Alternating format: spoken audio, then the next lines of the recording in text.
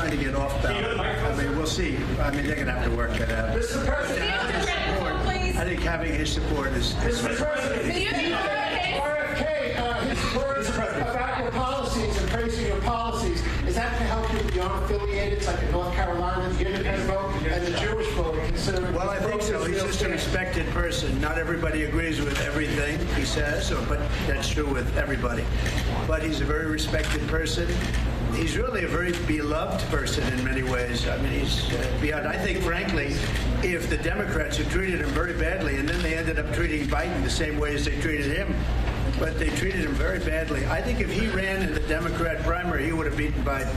That's my opinion. But they wouldn't let him run. I mean, they came up with obstacles that were impossible, like you have to have 60% of the vote to run, and they came up with things that were crazy.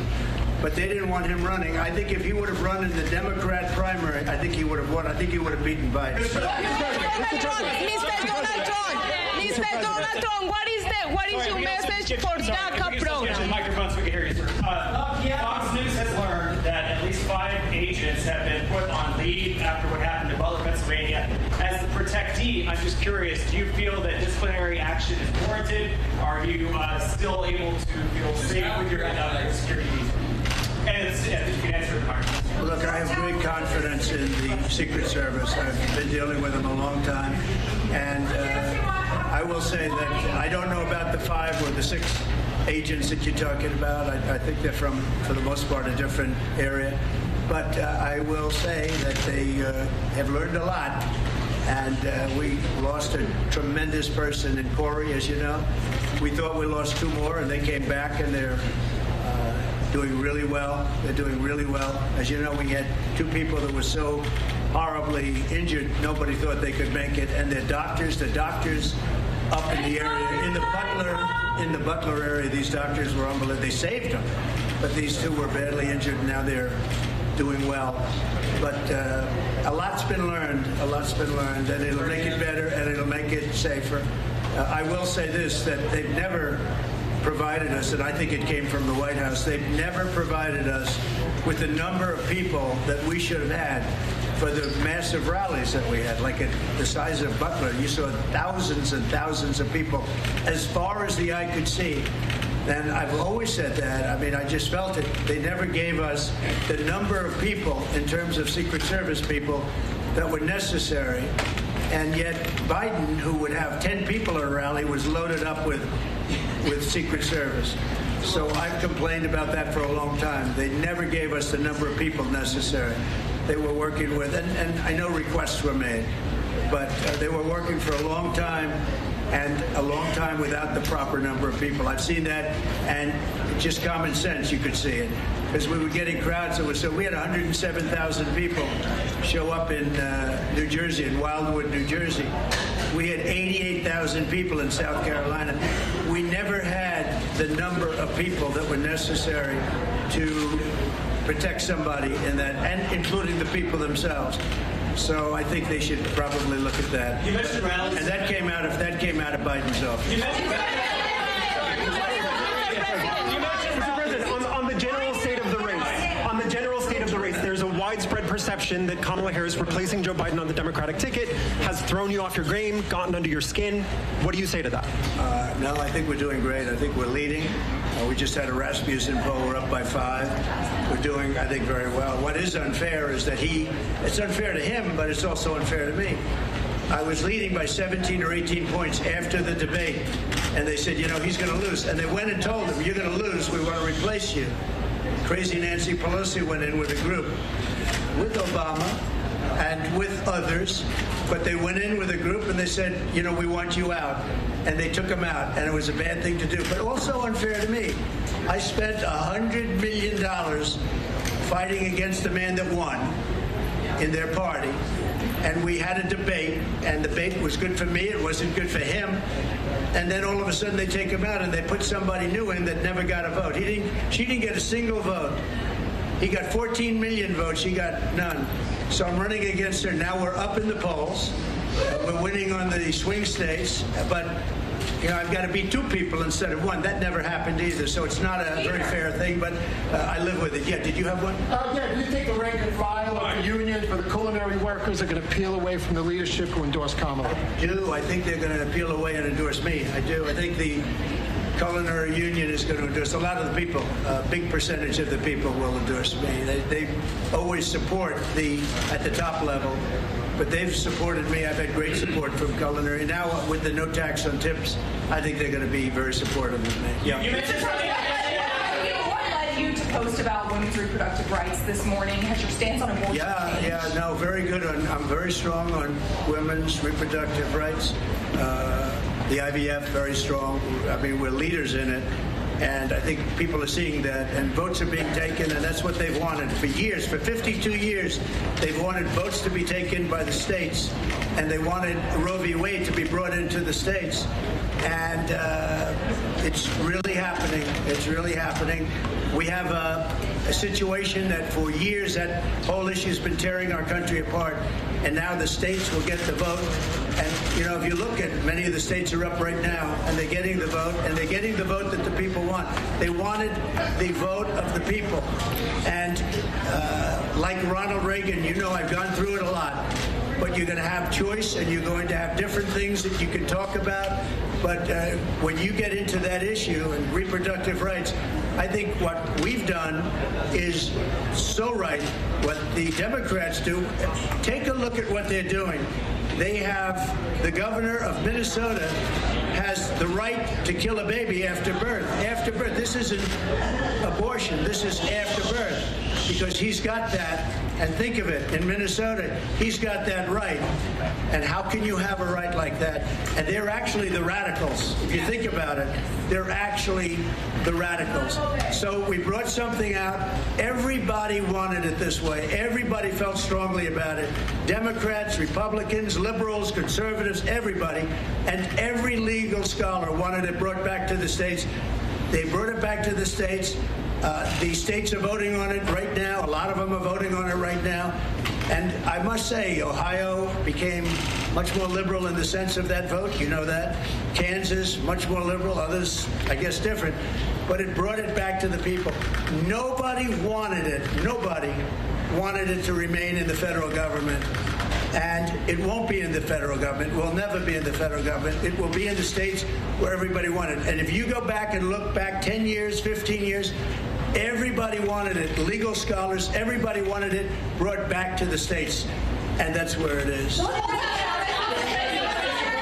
not want abortion rights to be taken away from them. How do you respond to it?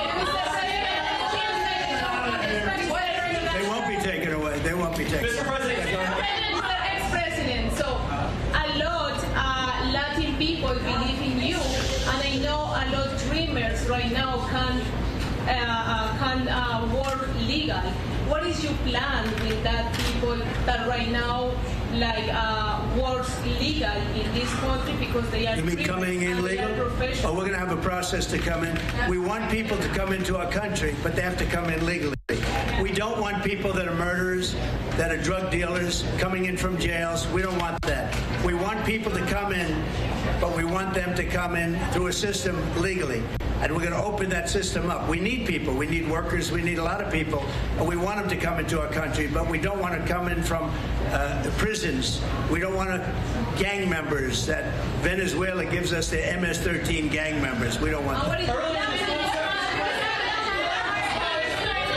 The cornerstone of your economic proposal is to extend the 2017 tax cuts to lower the corporate rate further. Obviously, we propose no taxes on tips or Social Security benefits. Taken together, Well, I'm reducing taxes. She's increasing taxes.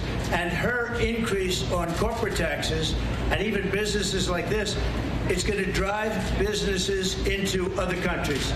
Because, other countries we have great international corporations. They can go anywhere. They can go into other countries. If they're offered better deals, they'll leave the United States. And that's what she's going to be doing. She'll force businesses, big businesses, to leave with all the jobs and everything else, to leave us, to leave this country and move to Europe and many different places and they're always fighting for our businesses. And many businesses have left.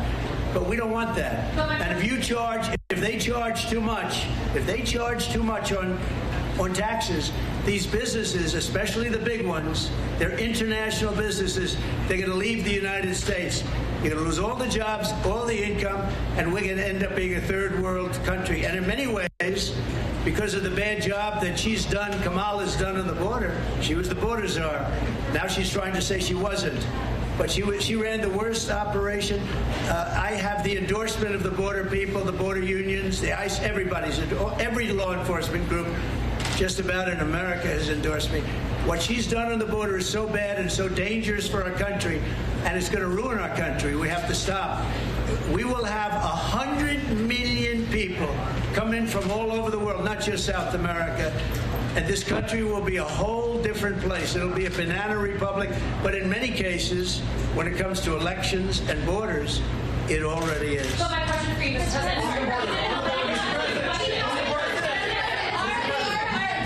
RFK Jr. has falsely said that the COVID vaccine is the deadliest vaccine ever made. What is your response to that? Well, I'm going to have to see, because I haven't seen him yet. I'm going to see him in a little while. Mr. President, What's happening, President? An issue here in Southern Nevada, availability of land. One of your policies is saying releasing more federal land for building of houses. Yeah. How will you enact that here in Southern Nevada? Because that is a huge issue here in Southern Nevada, and it will be in the coming years. Well, we want to have land so we can have housing built in certain areas like this area. They don't have the housing. And we have so much land, and we want to put it to use. So we're going to have land released, and on that land, we're going to build housing. We're going to have housing built, and it'll be great for Nevada, and it'll be great for other areas. I just want to follow up because I didn't ask my question before. So between all of that, between lowering the corporate tax rate, extending tax cuts, and proposing for tax incentives, you propose all that without any changes to entitlement benefits. That's talking about trillions of dollars added to the deficit. How do you plan to pay for it? Growth. We're going to have tremendous growth. We're going to have tremendous. You know, if you remember when I gave the largest tax cuts ever given, we had a much lower rate, but the following year we took in more income. With a lower rate, we took in more income. And companies like Apple and others were bringing money in from Europe and other places. They were bringing in billions of dollars that they would have never brought in except for what I did. Also, just getting back to this other question, like Ronald Reagan before him on the abortion question, I happen to believe in exceptions. I think it's very important, but I say to people you have to follow your heart. But probably you're at 85% of the people that agree with that in terms of just Republicans. But you have the life of the mother, rape, and incest. I happen to believe in the exceptions. I happen to believe also that the Democrats are the radical ones because they will do abortions and approve abortions in the 9th month, the 8th month, and also after birth, which is basically the execution of the baby in some cases. If you look at Minnesota, they have the right to do that. You have a man now who's running for vice president who signed a bill to sell tampons in boys' bathrooms, okay? Not to sell them, to give them. But the exceptions to me is very important. Some people don't agree, but for the most part, they do. I think it's up to probably 85 or 90%. But if you look at the voting, and it's so interesting to see, this issue was tearing our country apart. And it's really not tearing our country apart anymore because now people get to vote, and they get to vote in their state. And for the most part, they believe in the exceptions, and they want the exceptions. It makes it a much easier way. At the same time, you have to follow your heart. You have to do what's right. But we brought it locally. It'll never be in the federal government again. It should have never been there. And again, for 52 years, from the beginning of Roe v. Wade, people have wanted to get it out. And many presidents have tried. They were unable to do it. And I just want to thank 6 very brave and brilliant Supreme Court justices for doing it.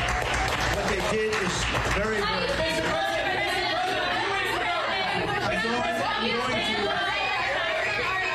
I'm going to Arizona now, and I'll see you.